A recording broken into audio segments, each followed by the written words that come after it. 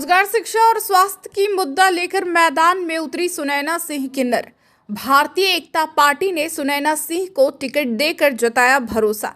आपको बता दें कि लोकसभा चुनाव का बिगुल बजते ही चुनाव में हर जाति और हर समुदाय के लोग अपनी भागीदारी और हिस्सेदारी की बात कर रहे हैं। धनबाद लोकसभा सीट से थर्ड जेंडर सुनैना सिंह ने भी चुनाव लड़ने के लिए ताल ठोक दी है। पहले वे निर्दलीय ही चुनाव लड़ रही थी, पर आज उन्होंने प्रेस कॉन्फ्रेंस में यह घोषणा की है कि धनबाद लोकसभा से भारतीय एकता पार्टी ने उन्हें अपना प्रत्याशी बनाया है। उन्होंने कहा कि अच्छी शिक्षा, अच्छा रोजगार और भारत में सभी वर्ग में एकता अखंडता बना रहे, यही मेरी सोच और भारतीय एकता पार्टी की सोच है। उन्होंने अपनी प्राथमिकताएं गिनाते हुए कहा कि धनबाद के ग्रामीण क्षेत्रों में शिक्षा का अभाव है, बेरोजगारी चरम पर है। उन्होंने कहा, धनबाद जो कोयले की राजधानी कहलाती है, ब्लैक डायमंड के इस शहर में डायमंड की कमी क्यों है? जनता ने मौका दिया तो धनबाद में शिक्षा का अलख जगाने और बेरोजगारी को दूर करना पहली प्राथमिकता होगी। उन्होंने भाजपा पर निशाना साधते हुए कहा कि 10 सालों में भाजपा ने कोई वादे पूरे नहीं किए, बेरोजगार को रोजगार देने की बातें कही थी, गरीबों को जनधन खाता खुलवाकर लोगों को छलने का काम किए। उन्होंने कहा कि कहीं भी शिक्षा पर टैक्स नहीं है, लेकिन अपने देश में 18% टैक्स शिक्षा पर लिया जा रहा है। उन्होंने अपने जजमान पर भरोसा जताते हुए वोट देने की अपील की। मेरा उद्देश्य यही है कि जैसे मैंने बताया, मैं तो पहले निर्दलीय लड़ना चाहती थी, लोगों के लिए कुछ अच्छा करना चाहती था, सोच था मेरे अंदर, और इसी सोच को बढ़ावा देने के लिए मैंने इलेक्शन लड़ने का मन में ठाना। बाद में आगे चल कर के मेरे में जितने भी धनबाद जिला के मीडिया प्रभारी भाई लोग हैं, सबका मेहनत और सबकी मनोकामनाएं मेरे साथ रही और साथ रहा हर समय का अच्छा फेस टू फेस। इसका ये परिणाम कि मुझे चौधरी साहब के तरफ से अलीगढ़ की जो पार्टी है उधर से टिकट भी मिला। उसी टिकट को वहाँ से बोला गया, जो राष्ट्रीय अध्यक्ष हैं हमारे चौधरी जी, तो उनके तरफ से कि आप प्रेस कॉन्फ्रेंस करवाइए और अपना टिकट जो मिला है उसके बारे में मीडिया को बताइए, और आपका जजमान भी जाने, आपका जनता जाने कि आप निर्दलीय नहीं हो, आपको भी किसी ने कैंडिडेट बनाया है। किस पार्टी से?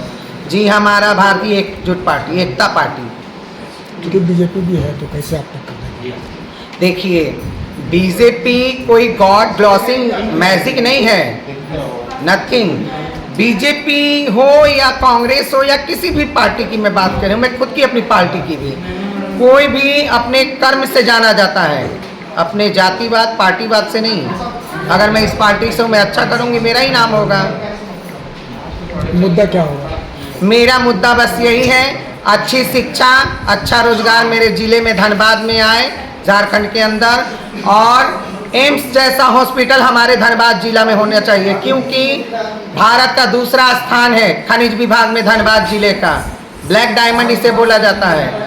तो ब्लैक डायमंड में शिक्षा क्यों नहीं है, बेरोजगारी क्यों है? आज भी ग्रामीण क्षेत्र में जाके देखिए, कहीं पानी की व्यवस्था नहीं है, कहीं बिजली की व्यवस्था नहीं है, शिक्षा का तो नामो निशान नहीं है ग्रामीण क्षेत्रों में। तो इसे चेंज करना है मुझे, इसीलिए मैं राजनीति में उतरी हूँ।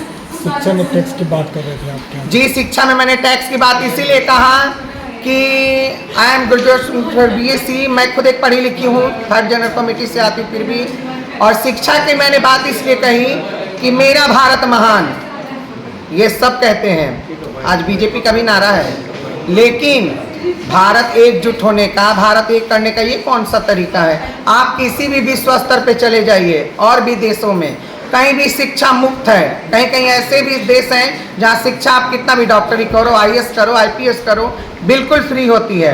अगर भारत में ये चीज़ नहीं है, लेकिन अब तो भारत में शिक्षा पे भी टैक्स है। ये कैसा अच्छा सरकार है?